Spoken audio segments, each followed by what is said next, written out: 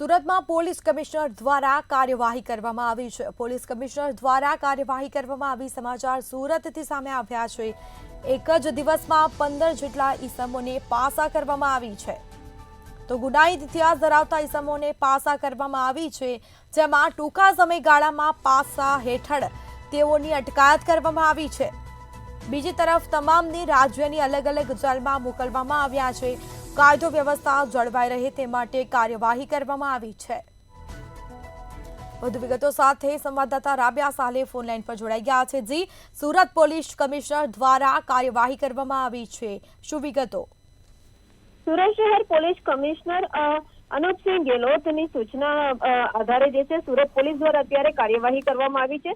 સુરત શહેરની અંદર કાયદો વ્યવસ્થા જળવાઈ રહે તેવા હેતુસર અસામાજિક તત્વો જે છે તે જે બેફામ બની ગયા છે, છેલ્લા કેટલા વખત તેમના વિરુદ્ધ હવે કાર્યવાહીનો જે દોર છે એ શરૂ થયો છે। 15 થી વધુ અસામાજિક તત્વોને પાસા હેઠળ ધકેલવામાં આવ્યા છે, ત્યારે આ ગુનાહિત પ્રવૃત્તિઓ ધરાવતા જે તત્વો છે એમની સામે પાસાનું સત્ર સુરત પોલીસ કમિશનર અનુપસિંહ ગેહલોત દ્વારા જોવા મળી રહ્યું છે। ત્યારે આરોપીઓને રાજ્યની અલગ અલગ જેલોની અંદર મોકલી આપવામાં આવ્યા છે।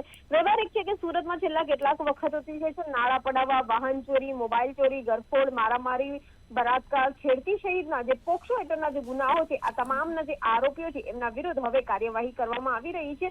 અને ખાસ કરીને પાસા હેઠળની જે કાર્યવાહી છે 15 જેટલા અસામાજિક તત્વો ના વિરુદ્ધમાં કરાઈ છે। જી બિલકુલથી તમામ જાણકારી આપવા બદલ આપનો આભાર।